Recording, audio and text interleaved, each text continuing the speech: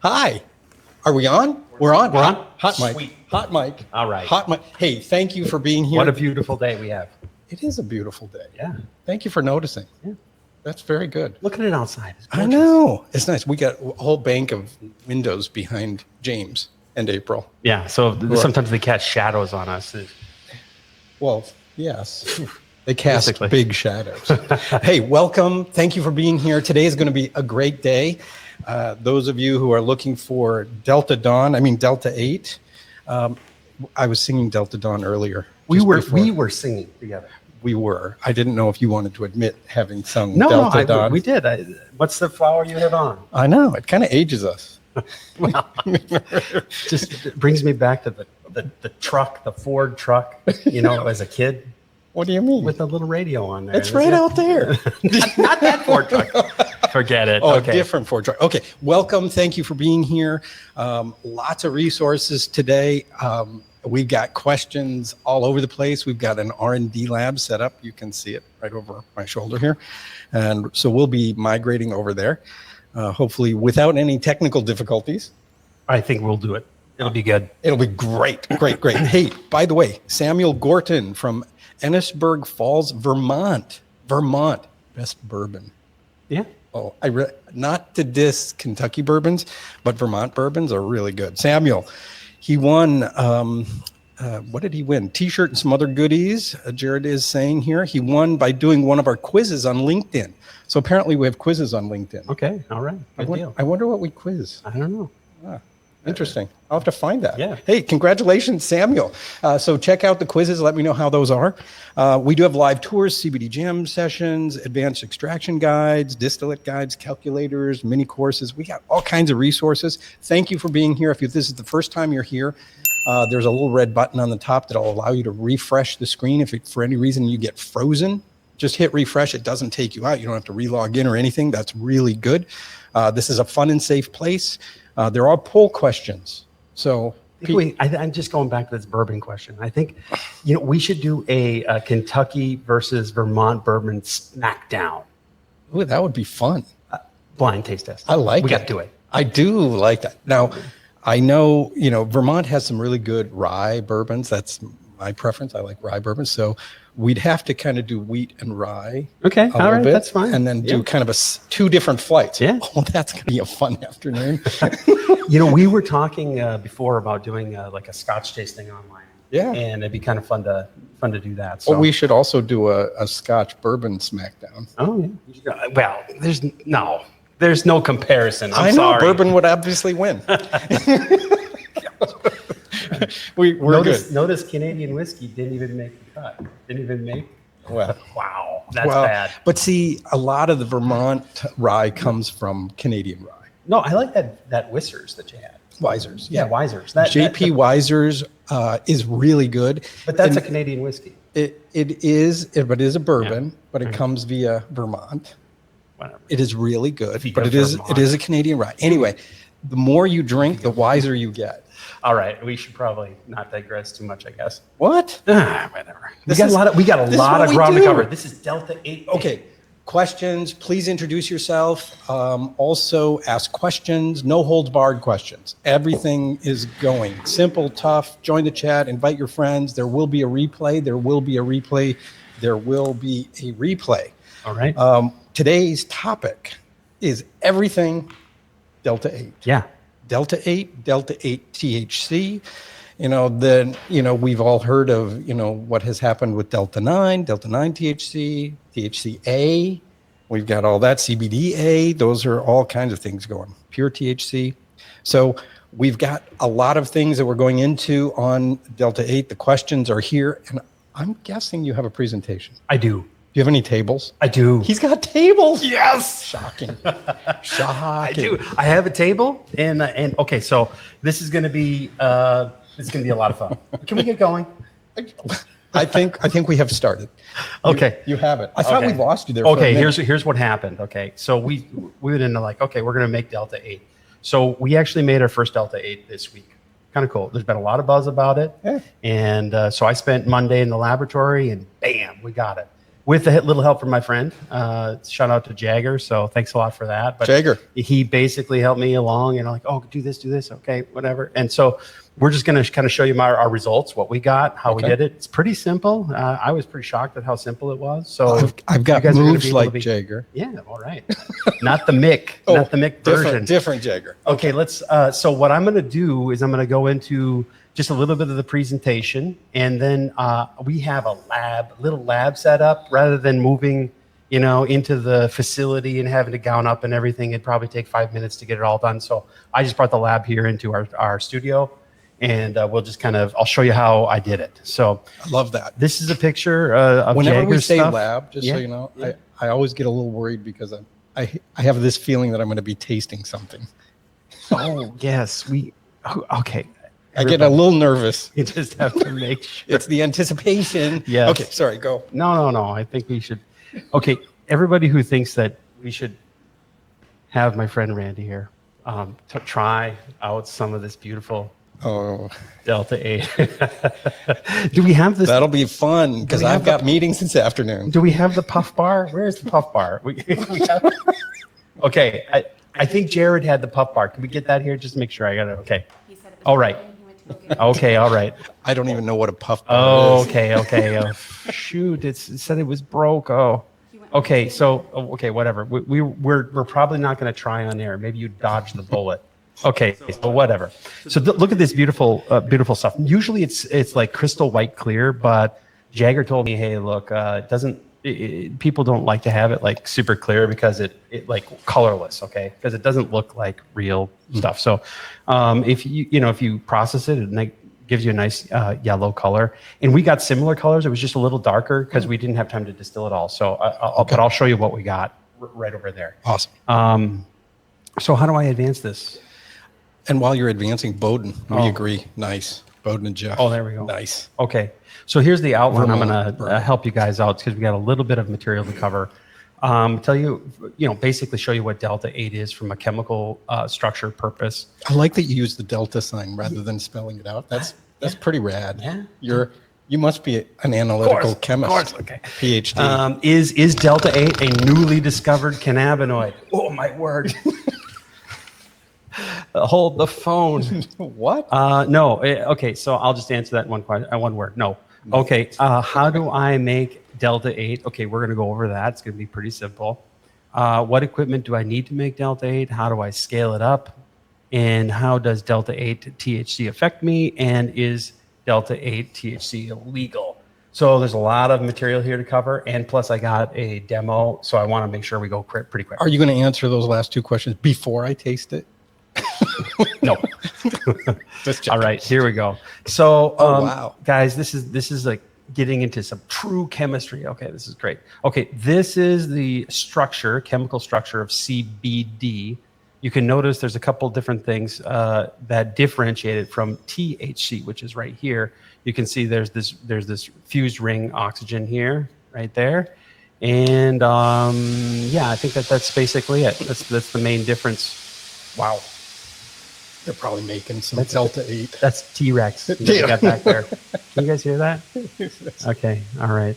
So, and then here's Delta 8. The main difference is the location of this double bond here. You can see that the Delta 8 is over here. It's switched sides. It's switched sides, right? What? So there's really hardly any difference except for the location of the double bond, but it is chemically distinct, obviously.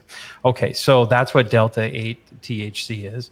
Pretty simple. I'm going to keep this all really high level, guys. So we're not going to go into very many details, but a lot of people want to know how to convert their CBD into this molecule.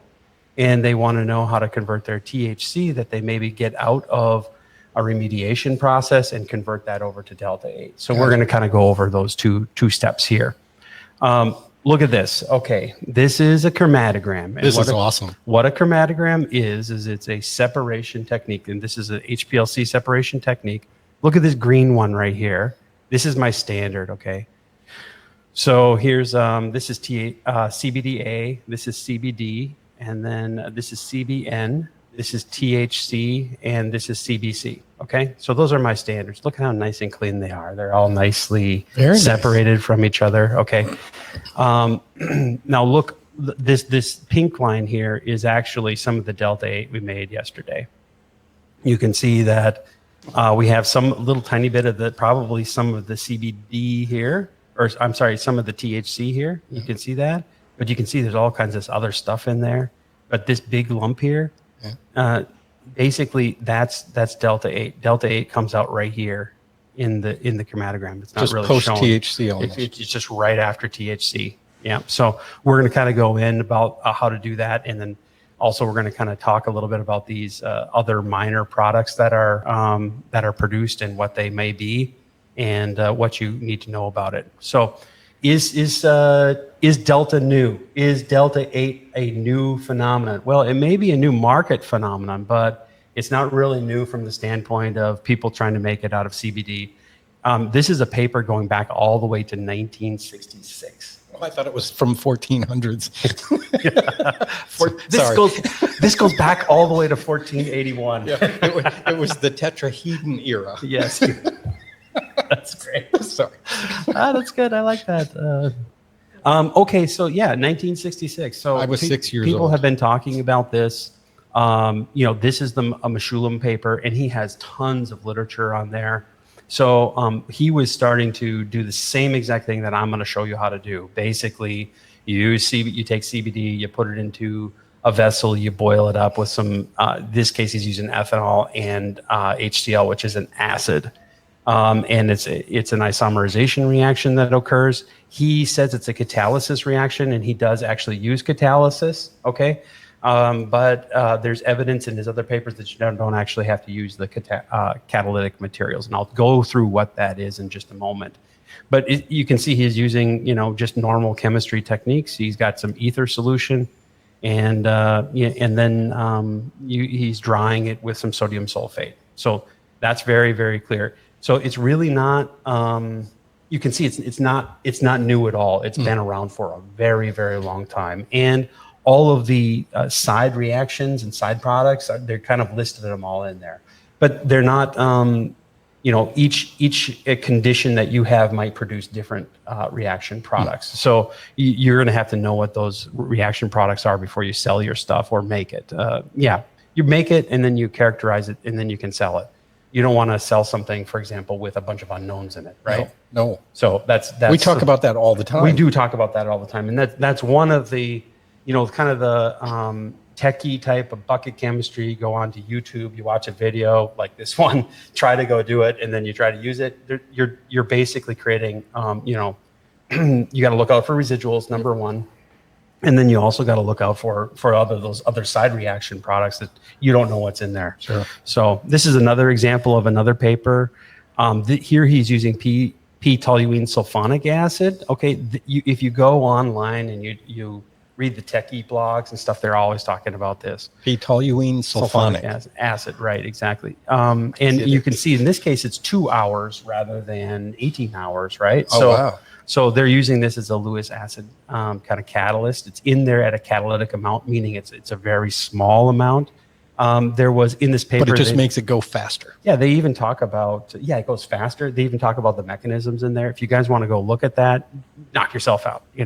Also other different types of derivatives of THC. He's got a lot of papers on that. I'm not going to go through this, but I'm basically highlighting the fact that this is very old, very well known. You can see here he's using ethanol, he's using hydrogen chloride for 2 hours. He's again boiling. So you can kind of just cursory read the literature and get an idea how to do this. Wow. You use an acid, use maybe a Lewis acid, and you boil it up while stirring, and make sure that it's done in the hood so that it's not evolving. Sure. Evolving acid out into the air, and make sure you're wearing gloves and good PPE with your eye and stuff. So how to make Delta 8 THC. This is quite simple. You dissolve your CBD. How to make Delta 8 THC. You notice I made it the Delta the black. I did. I like that. And I even superscripted I did see that. That is actually the way it's supposed to be. If you look into all the literature, that's the correct nomenclature. Delta to the 8th power. Yes, I guess so. So if you don't want to be an ignorant No, I can't What say are you that. saying? No, What are you this saying? is how you normally would. This is how I normally am? Is that what you're See, saying? my big stop sign just came up. Don't say it. Don't say it. Okay. Hot mic. I see. I do have a filter. Okay. Yeah, So, but it's rarely used. okay. So your first step is you dissolve CBD in nonpolar organic solvent. You can use a lot of different kinds of solvents. I'll kind of go over in my table. I'll show you some of the different options that you have. So a non-polar organic solvent for people like me, yeah. it just means it's not cold. Yeah, it's not cold. Well, it could be cold or hot, but polar generally refers. Thank you for that joke. I like that. It just refers to its polarity. So ethanol would be considered a polar solvent. Water would be Gotcha. considered a polar solvent, but non-polar would be something like pentane or Okay. hexane or something like that. Just checking. Yep. Okay. I got your back, guys. All right, and then add the acid, either it's Lewis or Bronsted acid, which is your acid. Okay, HCl in the case of Meshulam, he was using HCl. He used the sulfonic acid, right? Lewis Bronsted Meshulam. Meshulam, What? Mahusha? Meshulam. Meshulam. Yeah. Thank you. Sorry. And then you stir, and it's pretty critical that you get up to this, 100 degrees Celsius. And I noticed I didn't superscript that. Sorry, guys. Oh, wow. And then That 1 to sucks. 18 hours. It depends. So do you take turns stirring? Yeah, no, you get. Yeah. No, we got a little stir bar. The stir bar stirs. It's an automatic Yeah, it's stir. automatic stir. Okay. Yeah. Okay. So and then you have a temperature hot plate. So you can use a stirring hot plate for this, and you can do it right on the bench.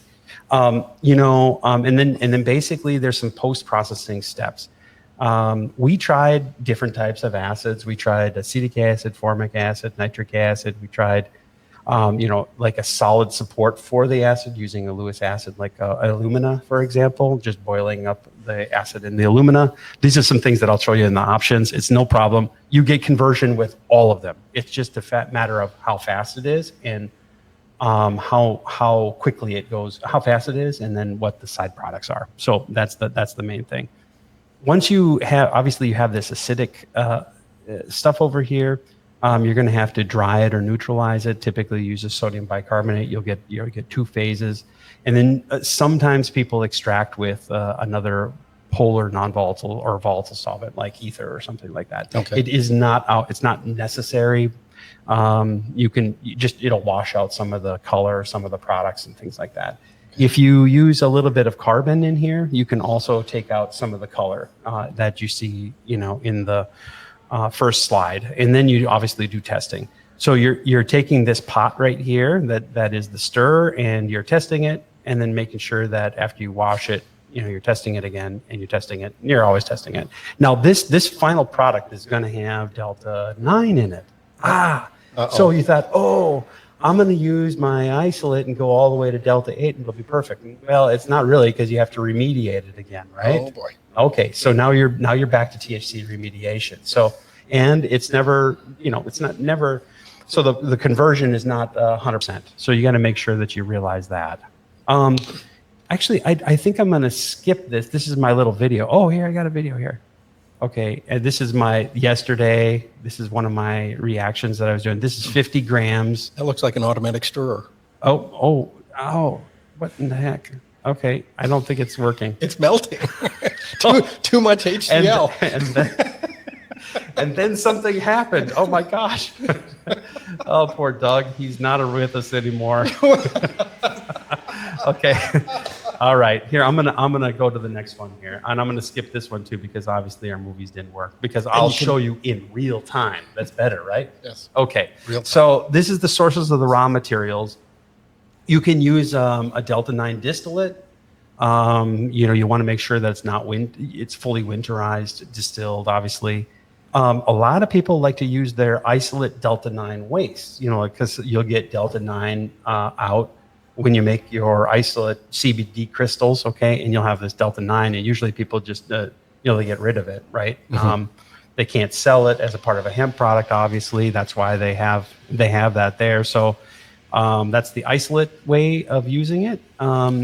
And probably what's going to happen, it's going to be more complex because you'll be stirring with acid for basically everything, right? You're stirring it, and then everything's reacting that's in that slew. Okay, so it's kind of tough to identify what the products are. The cleanest way to do it is just to use CBD isolate, okay? And that's something that, a lot of people can do. Also, this delta-9 fraction would have essentially the same problems as this isolate delta-9 waste, but you can use this delta-9 fraction, convert it over to CBD, or convert it over to delta-8, and then use the chromatography again to separate out the delta-8, delta-9, the stuff that hasn't converted over. Okay. So it's pretty simple. But again, you would be using the same type of thing. You'd use some sort of acid or Lewis acid along with a combination of an acid, stirring in a nonpolar solvent, and you heat it up to 100 degrees to stir. That's it. Wow. So it's pretty simple. Here's some examples of some acids, washes, and neutralizers that you guys. Now, if you go look at the literature, there's this boron trifluoride. That's the what Meshulam calls a catalyst. Okay, and it is a Lewis acid catalyst. Basically, it's an electron vacuum cleaner. Wow. It says, okay, I see electrons there. I'm going to suck them up. Let's take out the electrons. Yeah, that's right. So that's also the reason why alumina is in this list here. Alumina is also a Lewis acid, and zirconia would work too. And then you have, but you typically would acid wash that. So you can buy that all commercially. You can acid wash alumina, which is basically you're just boiling alumina in an acid, drying it, neutralizing the supernatant, and then using it, so that it's delivering the acid. This is probably the easiest way to deal with the process, because you're just dealing with a powder rather than a liquid. And then you have this toluene sulfonic acid, alumina silicate washed acid, and magnesium silicate washed acid. There's all of these reported in the literature, and there's many more. Yeah, many more. Like a lot. So different ones. Donald, that should answer your question. If you got more questions, just let us know.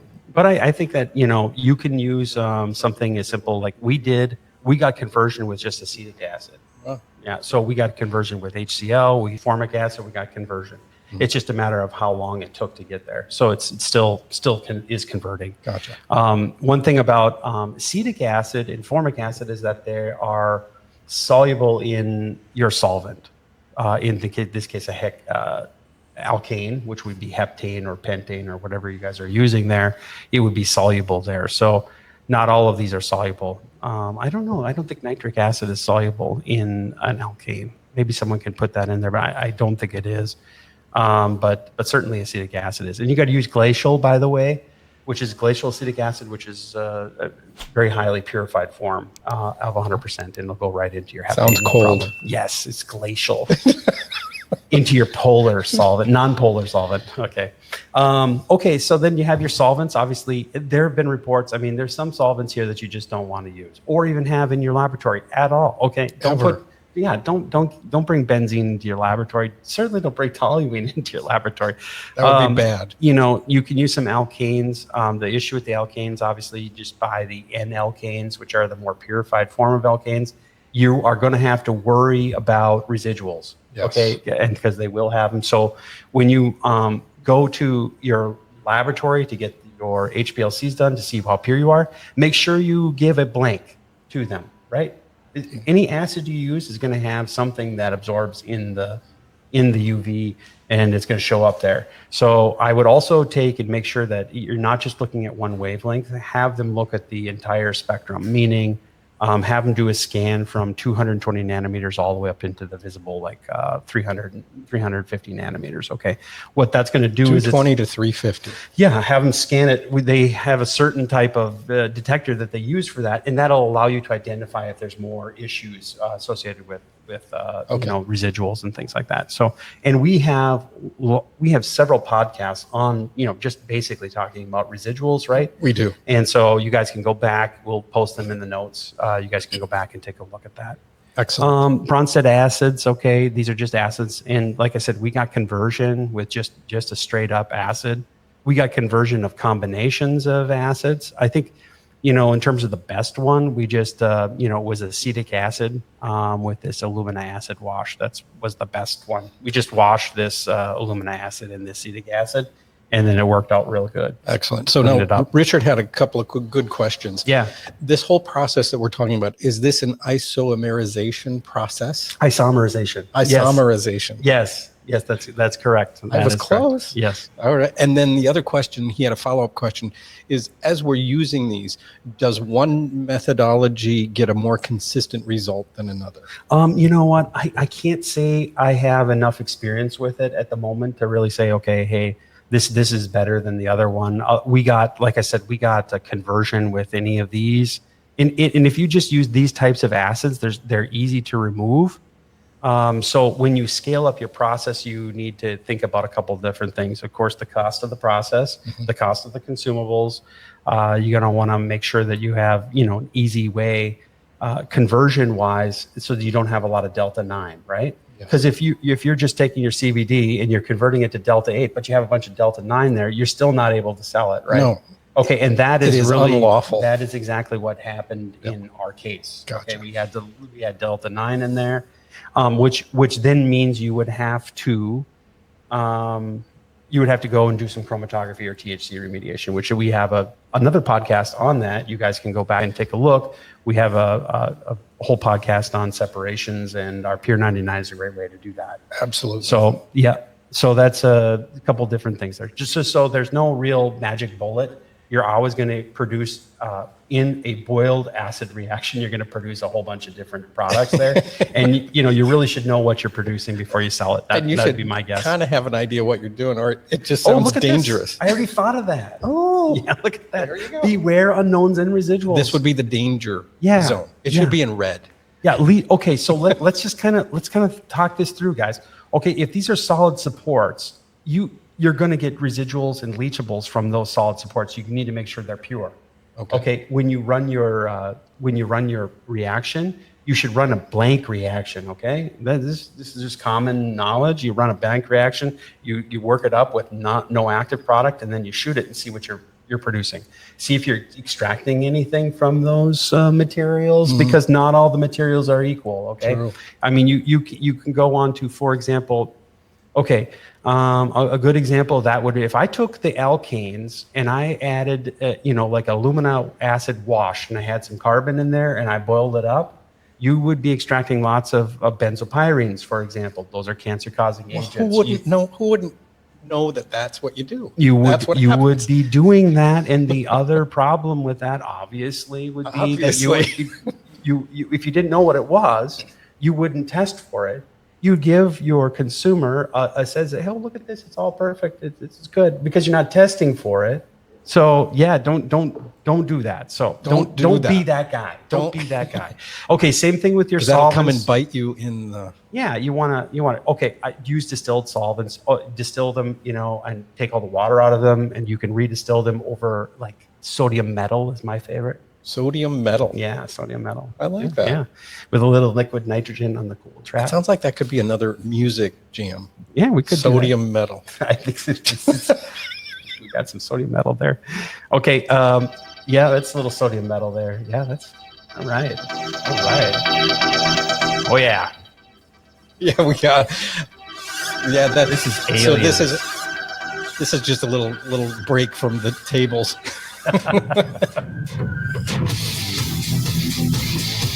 Sodium. All right. Sorry. All right. Okay, that was a little bumper music for getting to the and yes, final Todd, one. We do. There will be a replay. We have it recorded. Oh yeah, fully. No worries.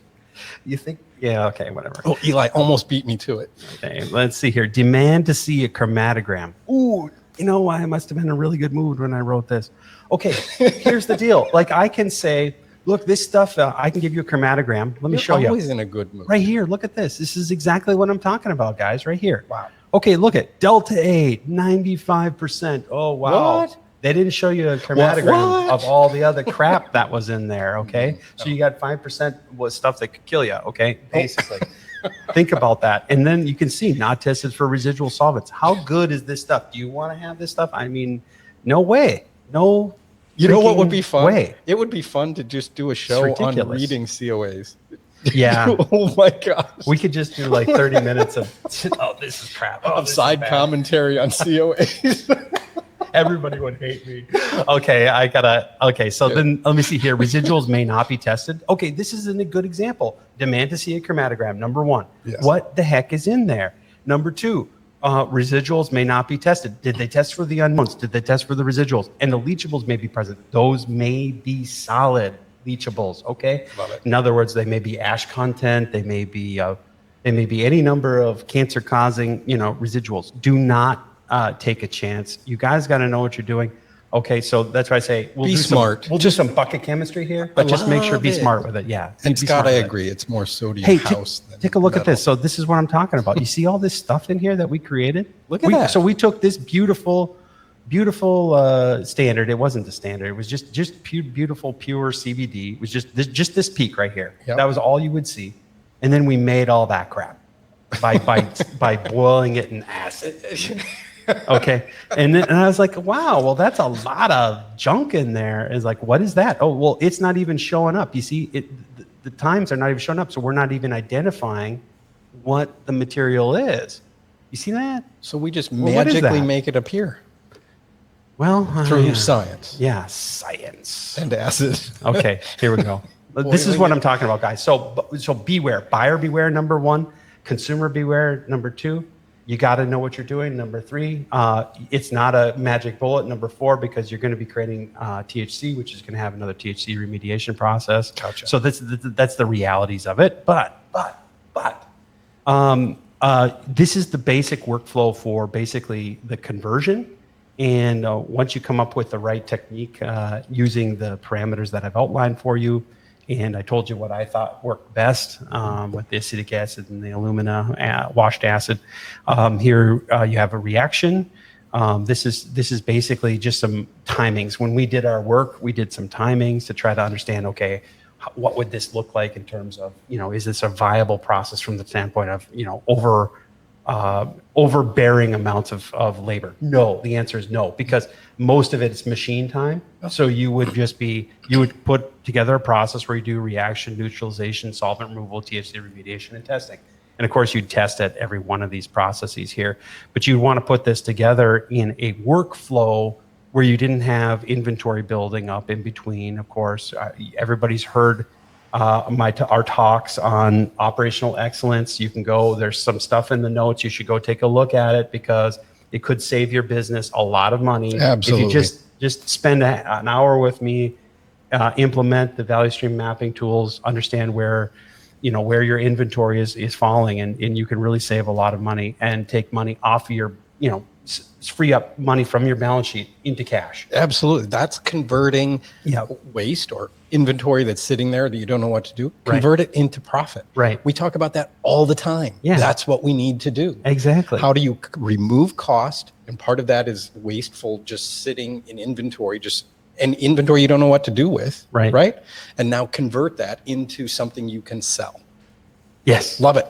Yes. Love it. And I really appreciate you saying that we talked, but it was your talk. No, we did. We talked about it. We did. We did. We did. We did. Yes. Yes. Okay. So here's the workflow for CBD to Delta 8 conversion. And, of course, the testing, I would test at every one of these phases. So here, because I'm an analytical chemist, of course, I want to test. Tester's going to test. The test is going to test. Yeah, that's right. So we're going to do. You got to say it right. Yeah. Here we got the reaction. You're going to test that. We're going to test for the neutralization. In fact, all of the input materials have to be tested. Okay. Your CBD coming in, your Delta 8 coming in, whatever it is. Like you have to Oprah know show. where you start. You got to test. You got to test. Everybody's going to test. Okay. You got to test. It's me test. You test. Okay. We're all happy. Okay. All right. What equipment do I need? A lot of people want to know that. Inquiring minds want to know. Oh, they do. So you need to have a stirred reactor with a heater condenser on it. And Not inquirer minds. I'll show you what that is. Inquiring minds. Inquiring minds want to know. Okay, and just then clarifying. white film evaporator. We want to have white film evaporator. Yes. I mean, the only reason you need the white film evaporator is to reduce the color. Okay, because if you really do it like at a really high temperature above 100 degrees, okay, you're going to get some really dark extracts. I'll show you what that looks like. Did I bring some? No, I did not. Shoot. What? Okay, I didn't, but I got some really dark stuff yesterday, and that might be good for a white film. So if you have one of those laying around, you should use it in this case. And then, or you could do a short path too, but I'm a known short path hater. He is and that has come up several times. Yes. Short path hater. Yeah, I'm a hater on the short path, but okay. And then preparative chromatography, obviously, that's to get the delta 8, delta 9 out, So we're going to do probably in a couple of weeks, maybe 3-4 weeks, put that on our show list of doing a separation of delta 8, delta 9 with our Peer 99. Okay. Yeah. I love it. And then the HPLC for analytical. So just let you know, this is the equipment that you pretty much have to have. Okay. Yes. And Heidi, we're not trying to be testy. What we're doing is we're trying to be a little bit quick so we can get to the lab. He's so excited about getting to the lab. I can't even tell you. It's like all this pent up energy. Okay. He's just ready to go, man. And Jason, we'd love to do an article on. Oh yeah. Yeah. We'll do an article. How many articles do I mean, I feel like I haven't been writing a lot lately. But you are quite prolific. Man. But I haven't been writing a lot lately. I know. I have a big pile of papers. Slacker. April's got something that she You've been working on tables. Oh, Jared's got an article he wants. Yes, I've been working on tables. No, I've been in the lab cooking it up. He really has. He's been Okay, here we go. So how does Delta 8 affect me? Okay, look. Anybody can go on. I need to study this. Hold on.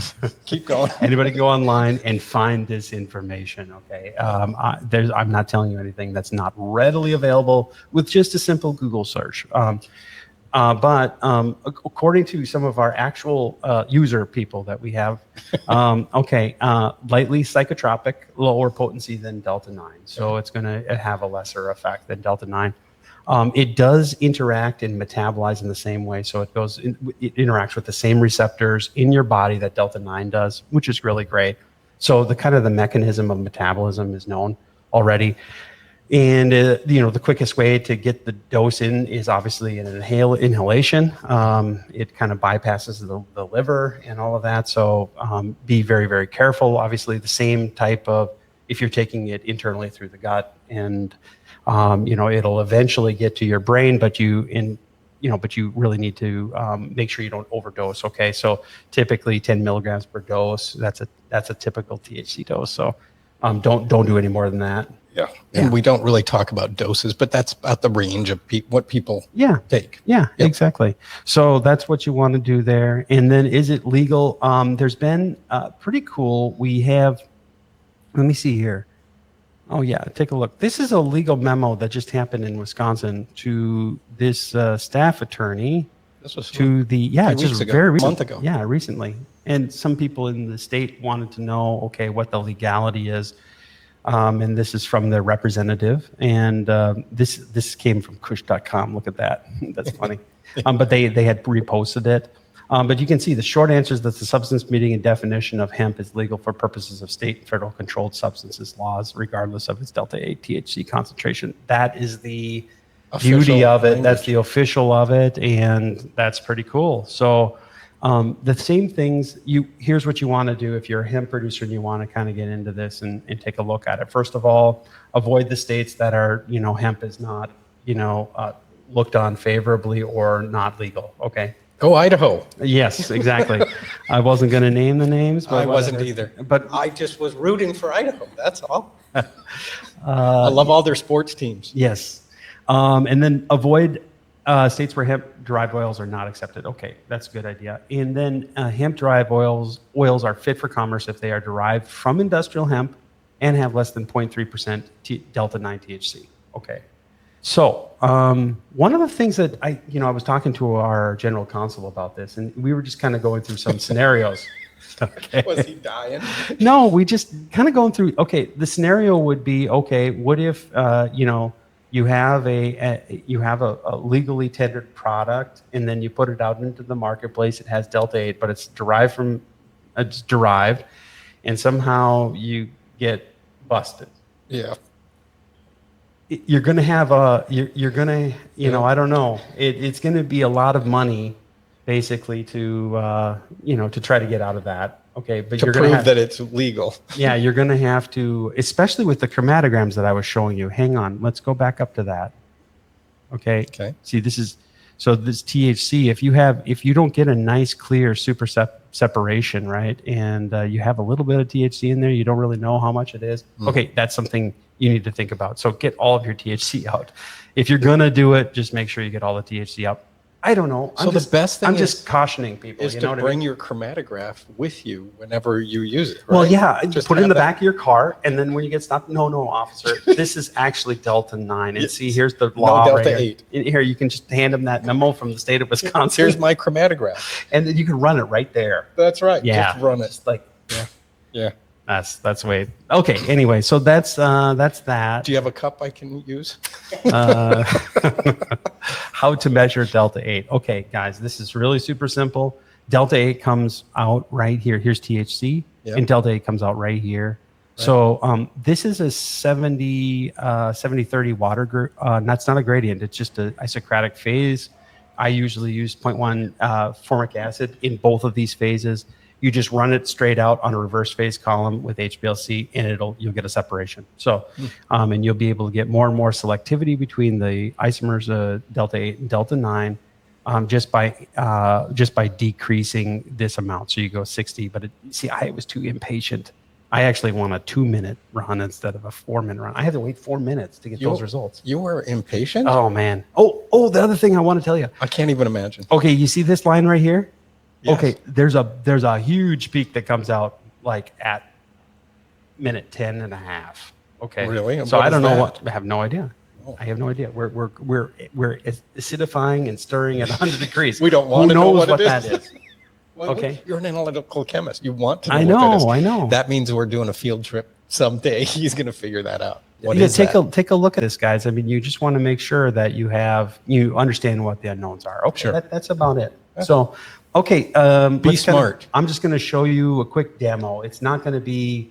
Let's go. And then we can get into some of your questions and we can talk more about it. But yeah, we'll do a quick demo and show you how I did this. All right. Oh my gosh, this is awesome. Can you hear me okay? Yeah. Okay. So this is like rogue chemistry, right? Can you guys get a pan on this right here? Okay, there we are. Okay, there we are. Okay, now we're cooking. Okay, by the way, this is a nice little piece of equipment. So this is one of the things you're going to need to use for your little chemistry experiment here. This is called it's just a stir plate with a heater on it. What's nice about this one is you can set the temperature that you want the process, and it's got this little probe here. Okay, and it's nice because it'll always keep that temperature about what you want. Okay, so here I have CBD.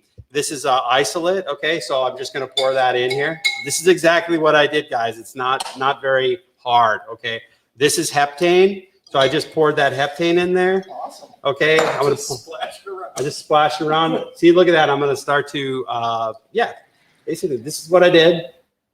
Super simple. This is some of my acid washed alumina that I did, aluminium that I did right here. So I would pour that in there, and I'm putting it about 14 to 20% by weight. Okay, so so just keep that in mind, guys. And then here I have a little acid that I'm putting in there. Okay, and it's pretty good. Now this is not a volatile acid. One thing is, which means is that we can't actually smell it. But obviously, if you're going to use a volatile acid like acetic acid, and you're going to heat it up to 100 degrees Celsius, it's going to come off. So you're going to want to do this in a hood. Into hood is where you're going to want to do this. So and that's not wearing a hoodie. No, that is in a hood. Walk in hood. It's venting. Yeah, venting hood. A venting hood. Okay. Sure. So then all I do now is I change this here to 100 degrees. Watch out for that there, Randy. And I'm going to go ahead and do that. I'm going to turn up this heat. I'm going to turn this on like that. It's at 100 degrees. Okay, it's not going to heat up. Now I just set my timer for, maybe 3 hours, and then this will turn color. Like it'll turn this color, in fact, right here. Is that it? Yeah, this is it. I made this yesterday. You can see it's got, you see how it's kind of, it's got a heptane in it. So I haven't removed all the solvent from it yet. But when you take the heptane out, you need a rotavap or a fractron or something like that to do that. Then this stuff will all come to it like an oil. Gotcha. So that's what that is. So it's really simple, guys, but you're going to get some delta 9 in there. And, that's basically it. Notice it's got a little bit of yellow right there. So that is it. Now, I also showed you this. Remember I put that alumina in there? So those are solid, okay? And you want to be able to basically filter all of that out. So this is just a simple Buchner funnel with a, with a vacuum on it and a sidearm. So a sidearm, and then you have like a little adapter here. This is a ceramic Buchner funnel and then a filter paper, okay? If you were doing this at large scale, of course, you use a drain droid for that. And a drain droid would be perfect for that kind of purpose. But I think we got it. I mean, that's how simple it is, guys. It's really not that difficult. And this is just to make a one-off batch? Yeah, make a one-off batch. Try it. Yeah, you can send in the sample. You can send the sample to us. We'll run it for you. But if you do that, I'm going to be looking for all of the unknowns. I'm going to tell you, hey, you got a lot of unknowns in there and things like that. So I'm going to turn this off now, and I can go back to our original position. Okay. So as we go through there, sorry for that. That was kind of fun, actually. We had a little bit of technical stuff here. Usually we do this right at the lab. We were talking about doing it in the lab itself. But here we are. All right. Bam. Bam. Okay, here we go. All right. So if you want to do this at scale, yeah. Do you have slides on that, or is that something we can just talk about? Yeah, we can just talk about that. I mean, okay. So if you're going to do, multi-kilos per time, you're going to need to have a large, reactor. Mm-hmm. Which is a 50-liter reactor. That's a stirred reactor that has a heater cooler on it. Okay. Yep. And also has a, could you get that hooked up for him? Okay. So, why are you worried about my arms? No, I just. He's worried about me. Look at that. First time for everything. Maybe we should get these things on a little stand that goes right here. No, these are more fun. Oh, okay. I was able to boom you. I didn't hit you. I thought about it, but okay. I didn't. Yeah. So, the acid, Scale. it's acetic acid, guys. Yep. And no, it wasn't sulfuric. We didn't use any sulfuric acid in there at all. Sulfuric is really dangerous, by the way. If one little splash in your eye, you go blind, seriously. So be very careful with the sulfuric acid. Yeah. All right. Sorry, he's remiking me. Yeah. I'm far away. Okay, there we are. Oh, and now I'm even further away. Awesome. Okay. So scale. So if we wanted to scale this up, yeah, could you set this up as kind of a production? Yeah. So you could set it up as production. You'd have to have. Here's the workflow that I think you should have. I mean, you're going to have some sort of a solvent remover. Mm-hmm. You're going to have some sort of way to actually a reactor. So you would never do a scale up like that. So you would want to have enclosed. Yeah, you'd have a closed reactor. And if you're using solvents, of course, you have to have enough. You have to have enough solvent there, and you have to have a control area for that solvent, along with approved containers, improved storage. And if you're going to use any type of motors in there, along with that, it has to be a C1D2 piece of equipment. So, doing it on the lab bench is great, but for production purposes, there are other requirements you need to be thinking about. So you would need to have, probably a stirred reactor with an air motor or a inert gas motor. And then you'd have to have a heater chiller on that. Okay. Mm-hmm. And you can buy those at a number of places. We often quote those in a quoting package. If you have, for Fractron, you can use our Fractron to do all the solvent removal. If you have some rotavaps, you're going to need to have at least a 50-liter rotavap. And the reason I recommend to have multiple rotavaps or a Fractron, simply because you're going to be trying to remove the solvent. Yep. And what's great about the Fractron is it doesn't have it has two different types of falling film. Okay, it has a packed bed, fractional falling film, and it has a tube and shell falling film. So you can actually isolate one of those vessels, one of those falling film evaporators, and just circulate it in there if you want to use it for a single purpose. Wow. So that is super versatile, guys. Very nice. Yeah. Yep. So that would be that, and then you're going to need to have some way to remove all of the delta 9 from your reaction pot, right? So that means some sort of chromatography or some sort of THC remediation. Okay. Something along those lines. So, and we have gone over the THC remediation. There's lots of different ways to do it. There's not just one way. You guys can choose whatever it is, but we can also put that together into a package for you, and see how that goes along with SOPs and then training and consulting to really make it happen for you guys. So what we've talked about is being able to put together a kit for you on the smaller side. So it'll be small batch kind of thing that you can do. It'll be a little more than the $3,000 little lab thing that we have here, because that's just a one-off. That's really small. So we talked about that. But then on the large scale side, if you really want to do Delta 8, you're going to need, from our equipment side of it, you're looking at the Fractron, you're looking at, you need solvent, you need the heater and the chiller, you need the Pure 99 full chromatography. And all of this can be repurposed for other uses post extraction. Right. Right. Yeah, that's right. True. Yeah, you would use it for other things as well. You'd use it in your isolate process. You would use it obviously in your winterization process. So you're going to be using all that stuff anyway. So yeah, and then we would give you all of our process and methods as well as part of that. And we list on that. If we were to sell that, it's like just over $1 million. Yeah.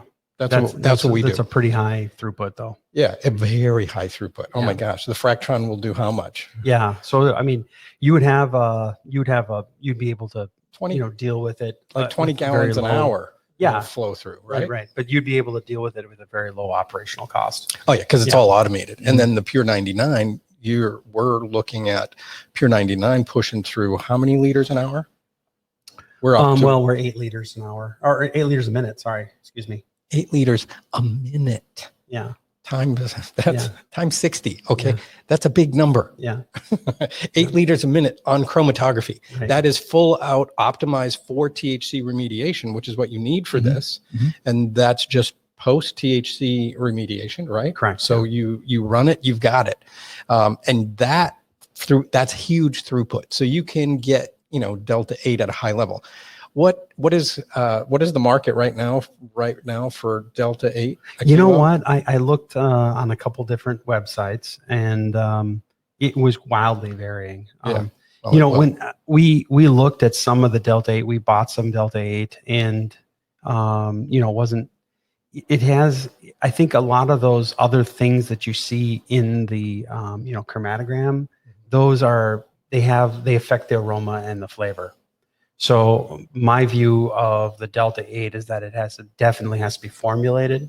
Okay, you're just going to put in straight up Delta 8. Well, I don't know if you really want to do that, because it's not going to taste very good, and or have no taste at all. I mean, most people want to enjoy the flavor and aroma, right? In order to really enjoy it. So that's So I don't know what the price is, but I think it's a lot. Yeah, I've heard $10 a gram. That's what I heard.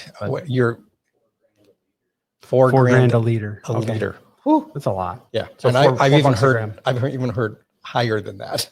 So up to. But that's a lot of coin. So there are ways to do that, and for that we're actually doing a special right now. Rather than $1,005,000, we'll actually knock 20% off of that. So show special $799,000. Wow! But you have to put in the code. Yes. What's the code? Dr. John Rocks. Okay. All right. I think that's a wrap. And as an alternate, the other is a Delta 8 lab. So you can use Dr. John Rocks or Delta 8 lab. Use that code, and we'll actually even do that for you if you're on and you want it even better. Yeah. We'll even give an extra 5% for the first 3. That sounds like a good plan. Yeah. So We could put that together for you and, basically give you everything you need with a little sheet. Here's how you do it. And if you send the test into us, we can actually test it for you. So, and we do this all the time. So this is our world, and we want to make sure we got that for you. And then we're going to put this other kit together. And so we'll post that somewhere. I don't know where we would post that. I think we have a store link that we can put on. We'll put a smaller kit together for, the small batch, right. as well. But if you need something, then go on our website. We've got our bot. And you can try to stump our bot. The bot rocks. The bot rocks. It's pretty good. I like it. And just ask the questions, and then you'll either get a call from myself or Elijah or Q or Manuel or whatever. We can answer more questions for you on the equipment itself.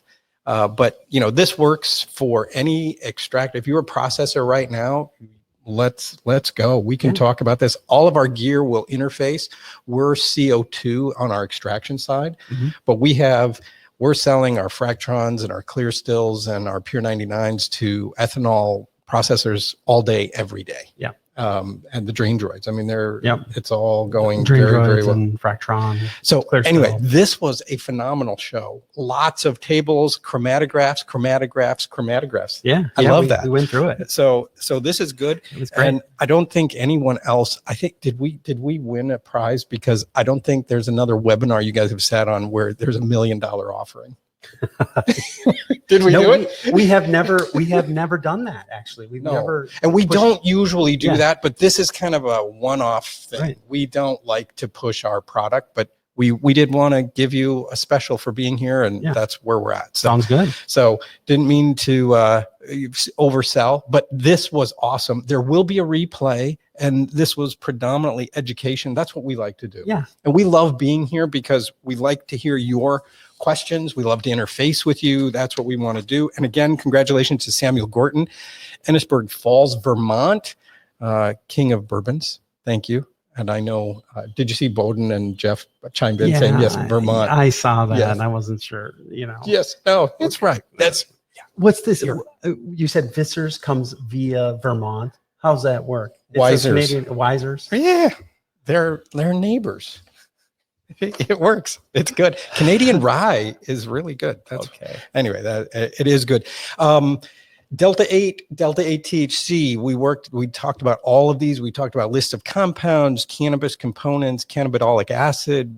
There was a lot of things that we talked about that I have no idea how to pronounce. Isomerization. Isomerization. Yeah. Yes. Richard, thank you for popping that into me. I did it and I was corrected. We have a lot of chemists who come to our podcast. Yeah, we do. Chemists, investors, farmers, processors. We really appreciate you. We really appreciate your questions, and just keep bringing them in. Always ask your questions. We convert those into FAQs all the time. Yeah. Live tour, CBD jam sessions. We've got our calculators. Use them. Talk to us. We answered a lot of stuff here. This was good. We need to put together like a conversion calculator for Delta 8. We'll work on that one. It's just kind of thinking out loud, but we'll do that for sure. Awesome. Thank you for being here. We really appreciate you. We went a couple minutes over, but thank you. And sorry if this seemed a little hurried, but we wanted to get through all of that for you today. So thank you for being here, and we'll see you next time. Thank you. Take care. Good job.